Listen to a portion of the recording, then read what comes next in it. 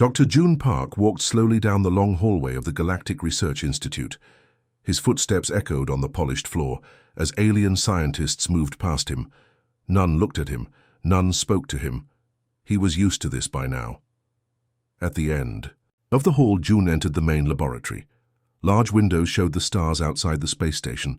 5 alien scientists worked at their stations, their skin colors ranging from blue to green to purple. June was the only human there. "You're late, human," said Dr. Tavik without looking up. The tall, thin alien had 4 arms that moved quickly over his control panel. His skin shimmered like oil on water. "I'm sorry," June said quietly. "The transport was delayed." Tavik made a sound like a laugh. Always an excuse with humans. June sat at his small desk in the corner. It was half the size of the others. His equipment was older, too. He turned on his computer and pulled up his research files. For 3 years, he had been studying strange energy readings from Earth's jungles. No one else thought they were important. "Doctor?" "Park," called a voice from the doorway. "The committee is ready for you." June took a deep breath and gathered his presentation materials. Today was important. Today he would ask for funding to visit Earth and find the source of the energy readings. He had prepared for weeks. The committee room was large and circular. 7 aliens sat on high seats, looking down at June. He recognized Dr. Morrow, the head of the institute, with his red skin and 6 eyes. "Begin, human," Morrow said. June activated his hologram projector. A 3D map of Earth appeared, with bright spots in the Amazon jungle. "For 3 years, I have tracked unusual energy patterns in Earth's equatorial regions," June explained. "These patterns are not random. They show intelligence. Something is hidden there, something that could change our understanding of Earth's history." The aliens watched silently. June continued, showing his data, his calculations, his theories. When he finished, he was sweating but hopeful. Dr. Morrow leaned forward. "So you believe there is ancient technology in Earth's jungle? Human technology?" "Yes," June said firmly. "My research suggests an advanced human civilization existed long before alien contact." Silence filled the room. Then, one by one, the aliens began to laugh. The sound was strange and harsh, like metal scraping. "Humans," said Dr. Morrow, "always trying to make themselves important. Your species was throwing rocks at each other when my ancestors were traveling between stars." "But the data," June started. "Is misinterpreted," Morrow interrupted. "Your request for funding is denied again." June left the committee room with his head down. In the hallway, he heard the aliens still laughing. His face felt hot with shame and anger. Back in the lab, the other scientists were watching him. They had already heard about his failure. "Another rejection, human?" asked Dr. Nix, her purple skin pulsing with amusement. "Perhaps you should study something more appropriate for your species." "Like dirt," added Dr. Tavik. "Humans are good with dirt." The aliens laughed together. June sat at his desk and pretended to work. He had gotten used to their mockery, but it still hurt. That night, June sat alone in his small living quarters. The space station was quiet. His window showed Earth below, beautiful and blue. Somewhere in those green jungles was the answer. He knew it. His computer beeped. A message had arrived. June opened it and found no sender name, no identification, just coordinates in the Amazon jungle and a short message. "The truth waits for you." June stared at the screen. Who would send this? How did they know about his research? Another message appeared. "They have hidden your history. They fear what you will become." June's heart beat faster. The sender knew something. This was the proof he needed. A third message. "Come alone. Trust no one." June looked at Earth through his window. He had saved money for years. Not much, but enough for a ticket home. Enough to rent equipment. Enough to find the truth. He began to pack his few belongings. The aliens would laugh when they heard he had left. They would call him foolish. But soon they would not be laughing. Tomorrow he would leave for Earth. Tomorrow he would begin the journey to the coordinates. Tomorrow he would find what was hidden in the jungle. And maybe, just maybe, he would change everything humans thought they knew about themselves. In the vast, silent expanse of the Arctic wilderness, Dr. Elena Rodriguez stood at the edge of a research camp, her breath forming small clouds in the freezing air. She was a scientist who had spent years studying climate change, but today felt different. Something unusual was happening beneath the ice. Her team had discovered strange electromagnetic signals emanating from deep underground, signals that didn't match any known scientific patterns. These readings suggested something was moving, something large hidden beneath the frozen landscape. As night fell, Eleanor checked her instruments. The readings were getting stronger. The device kept blinking, showing movements that seemed impossible. Her colleagues thought she was crazy, but Elena knew something extraordinary was about to happen. That evening, as wind howled around their small research tent, a low rumble began. At first, it was barely noticeable, just a slight tremor that most would ignore, but Elena knew better. She had studied seismic patterns her entire career, and this was different.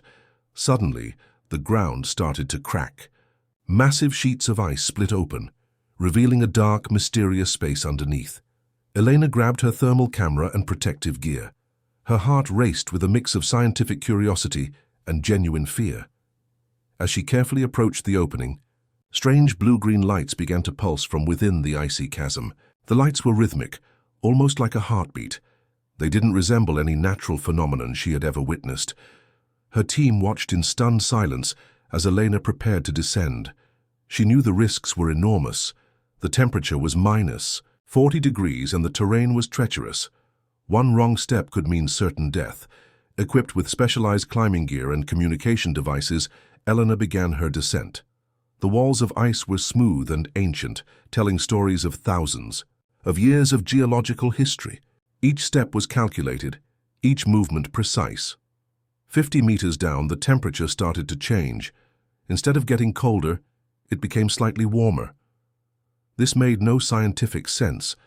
Ice formations around her began to show strange crystalline structures that seemed almost engineered. Her radio crackled. "Elena, get back up here, it's not safe," her colleague Marco shouted. But she was too focused, too driven by the unknown to turn back now. Another 100 meters down, something remarkable happened. The blue-green lights became more intense. They weren't just random pulses anymore. They seemed to be responding to her presence. They would brighten when she moved closer, dim when she stepped back. Then she saw it. A massive metallic structure, partially embedded in the ancient ice. It wasn't natural. It wasn't human-made either. The surface was smooth, with intricate patterns that seemed to shift and change when she looked directly at them. Her hand touched the surface. Immediately, the entire structure began to vibrate. Soft humming sounds emerged, like a complex musical instrument playing a melody no human had ever heard before. Marco and the other researchers watched in horror and fascination as Elena disappeared from their visual range. The ice continued to move, shift, and reshape itself around her. Hours passed. No communication. No sign of Elena. Just when they were about to launch a full rescue operation, a strange signal burst through their communication systems. It wasn't Elena's voice. It wasn't human language at all. It was something else. A message, a warning, or perhaps an invitation. The Arctic, which had kept its secrets for millions of years, was finally revealing something beyond human comprehension, and Elena Rodriguez was at the center of this incredible discovery. As dawn broke over the frozen landscape, nothing remained of the massive ice opening. Everything looked pristine, untouched, as if nothing had ever happened. Only the team's advanced equipment suggested that something extraordinary had occurred. The mystery of Elena's disappearance and the strange structure would become a legend in scientific circles, a tale of exploration, courage, and the unknown, waiting just beneath the surface of our understanding. Marco couldn't stop thinking about Elena. Days had passed since her mysterious disappearance in the Arctic, and no one believed his story. Government officials had quickly sealed off the research site, removing all equipment and blocking any further investigations. But Marco knew something incredible had happened. He had seen the strange lights, the unexpected movements, the impossible signals that came from deep beneath the ice. Elena wasn't lost. She had discovered something extraordinary. Using his old military contacts, Marco gathered a small team of trusted researchers. They planned a secret expedition, knowing they might be risking everything. 3 weeks after Elena's disappearance, they arrived at a hidden location near the original research site. The landscape looked different. The ice seemed smoother, almost like it had been reshaped by some unknown force. Strange markings covered certain areas, geometric patterns that didn't look natural. Something was definitely not right. During their first night of reconnaissance, a soft blue light began to pulse underneath the snow. It wasn't like any light they had seen before. It moved with purpose, almost like a living thing. Marco's team watched in complete silence. Suddenly, a communication device they had brought started to make strange sounds. It wasn't static. It wasn't a normal radio signal. The sounds were complex, like a language being spoken by something that wasn't human. Then they heard it. A voice. Elena's voice, but different. Changed. She spoke words that made no sense, words that seemed to come from somewhere between mathematics and music. Her tone was calm, almost mechanical. "We are not alone," she said. "What we found is not just a discovery, it's a connection." The team looked at each other, unsure whether to be terrified or excited. Marco knew Elena had always been fearless, but this was something else entirely. As dawn approached, the ice began to move. Not like a natural glacier, but like something was alive underneath. Massive shapes started to emerge, structures that looked part machine, part organic material. They seemed to breathe and pulse with an inner energy. Marco's thermal cameras captured incredible images. Whatever was happening wasn't just a scientific anomaly, it was a complete transformation of the environment. The Arctic was changing, becoming something entirely new. Elena appeared briefly, standing on a tall ice formation. She looked different. Her skin had a slight blue-green tint, and her eyes reflected the strange lights around her. She wasn't injured or scared. She looked evolved. "The planet is communicating," she told Marco. "What we thought was just ice and rock is actually a living system. Everything is connected in ways we never understood." Before anyone could respond, she vanished again. The structures around them started to shift and move, creating complex patterns that seemed to have their own internal logic. It was like watching a massive living puzzle reorganize itself. The team's scientific equipment went crazy. Readings showed impossible energy levels, quantum fluctuations that defied all known physical laws. Whatever was happening here was beyond current human understanding. Marco realized they were witnessing something historic. This wasn't just a scientific discovery. This was a moment that could change everything humans knew about their planet, about life itself. As the day progressed, more strange phenomena occurred. Plants that shouldn't survive in Arctic conditions began to grow. Strange creatures, part biological, part mechanical, started to emerge from the ice. The entire ecosystem was transforming. Government helicopters appeared in the distance. Marco knew they would try to contain this to hide the truth, but it was too late. Something fundamental had changed, and no amount of secrecy could put things back the way they were. Elena's last transmission was both a warning and an invitation. "We are becoming something new," she said, "and you can either understand or be left behind." The Arctic was no longer just a frozen wilderness. It had become a gateway to something unknown, something that would challenge everything humans thought they knew about science, life, and their place in the universe. As night fell, Marco and his team watched in awe and terror, knowing that nothing would ever be the same again. The world changed quickly after that day. Strange energy waves began spreading from the Arctic, affecting technology and living systems across the planet. Sarah Chen, a young electrical engineer in Tokyo, was the first to notice something unusual happening with global communication networks. Her computer screen started showing impossible patterns.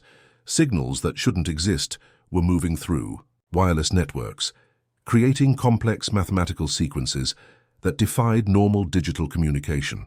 When she tried to trace these signals, they always led back to one location, the Arctic research site where Elena had disappeared.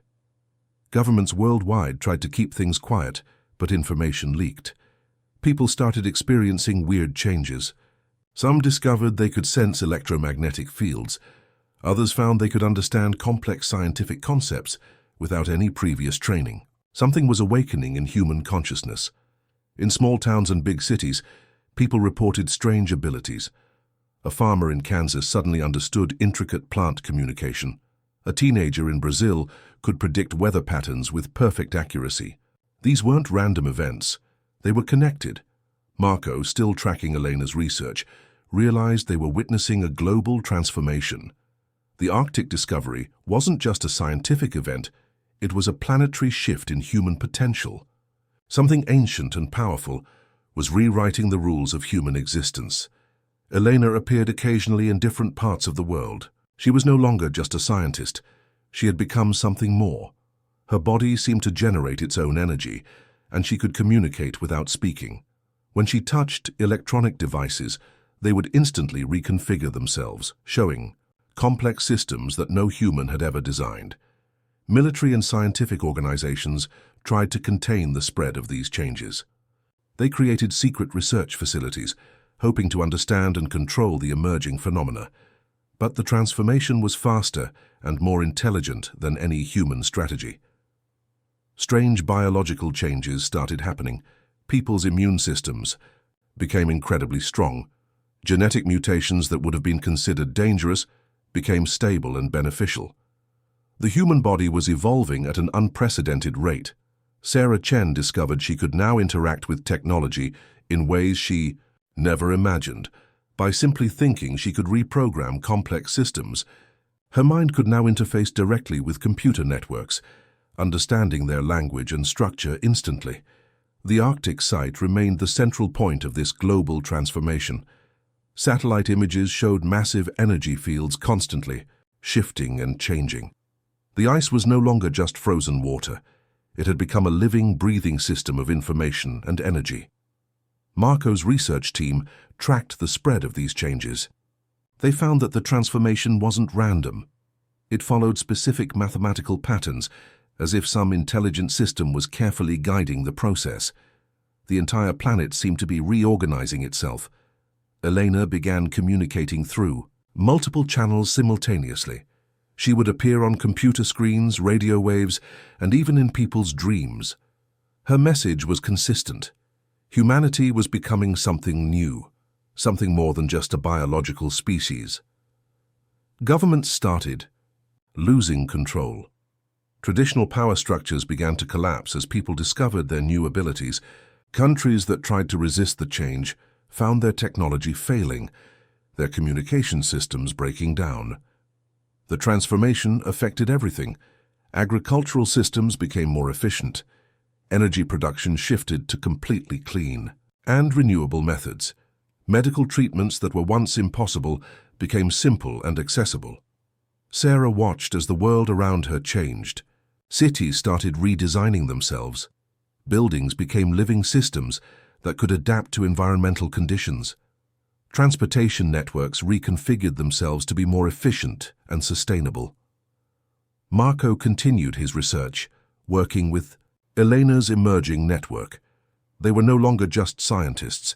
They were guides helping humanity understand its new potential. The boundary between technology, biology, and consciousness was disappearing. As weeks passed, it became clear that this wasn't an invasion or a threat. It was an awakening. Humanity was being invited to step into a new stage of existence, one where the limitations of the past no longer applied. The Arctic remained the heart of this transformation, a beacon of change that was reshaping the entire planet. And at its center was Elena, no longer just a human scientist, but a bridge between what humanity was and what it could become. The world would never be the same again. 10 years had passed since the initial Arctic discovery. The world looked completely different. Humanity had transformed, not through conflict, but through a mysterious collective awakening that connected everyone in ways no one could have predicted. Sarah Chen, now a global systems coordinator, stood on the rebuilt Arctic research base. The landscape had changed dramatically. What was once a frozen wasteland now pulsed with strange living energy. Plants grew where ice once dominated. Structures that looked part machine, part organic material covered the landscape. Elena was different now. She wasn't fully human anymore, but not entirely something else either. She had become a bridge between old human consciousness and the new emerging global intelligence. Her eyes held knowledge that went beyond scientific understanding. People around the world had developed extraordinary abilities. Communication happened through thought patterns. Technology responded to human intention. Entire cities could reorganize themselves based on collective needs. The old systems of government, economy, and social structure had completely dissolved. Marco, who had been instrumental in documenting the transformation, discovered something profound. The changes weren't random. They were a reclaiming of an ancient planetary intelligence that humans had forgotten thousands of years ago. The Arctic site was more than a discovery. It was a reconnection to something older than human civilization. Strange, artifacts began emerging from the ice. They looked like advanced technological systems, but were also deeply biological. Some researchers believed these were remnants of a previous global civilization, one that had achieved a level of harmony with the planet that modern humans could barely comprehend. Sarah's research showed that human DNA was changing, not through artificial manipulation, but through a natural evolutionary process, guided by the planetary intelligence. People were becoming more adaptive, more connected to each other and to the environment. Communication no longer depended on spoken or written language. People could share complex ideas instantly, feeling each other's emotions and understanding perspectives in ways that eliminated misunderstandings. Conflicts became almost impossible because everyone could genuinely feel each other's experiences. The global economy transformed. Resources were now distributed based on collective need rather than individual profit. Energy production became completely clean and renewable. Agricultural systems could adapt to any environmental condition, eliminating hunger worldwide. Elena explained that this wasn't a technological revolution, but a consciousness revolution. Humanity was remembering something fundamental about its connection to the planet and to each other. The barriers between individual humans were dissolving, creating a more unified planetary intelligence. Marco discovered ancient records suggesting that this wasn't the first time such a transformation had happened. Historical and archaeological evidence pointed to previous moments in human history where similar global shifts occurred. But this time the change was more complete, more profound. The Arctic continued to be the center of this transformation. Energy fields that looked like complex living mathematics constantly reshaped the landscape. What seemed like impossible phenomena became normal. Ice could move like a living organism. Structures could appear and disappear based on collective need. Governments and old power structures had completely disappeared. Leadership was now based on collective wisdom and individual capability to understand complex systems. Decision-making happened through a kind of global consensus that was both intuitive and incredibly precise. Sarah's work involved helping different regions adapt to the new planetary intelligence. Some areas transformed faster than others. Communities that were more open to change found the transition smoother. Those holding on to old patterns struggled more. Elena's role was crucial. She could communicate with the planetary intelligence directly, helping humans understand their new capabilities. She was part translator, part guide, showing humanity its unexplored potential. The transformation wasn't just technological or biological, it was spiritual. People began understanding their deep connection to each other and to the planet in ways that previous generations could never have imagined. As the sun set over the Arctic, casting strange, living colors across the transformed landscape, Sarah realized they were witnessing something extraordinary. Humanity wasn't just changing, it was remembering something ancient and powerful. The legacy of human potential was being reclaimed, one moment at a time. The world breathed, and it was alive.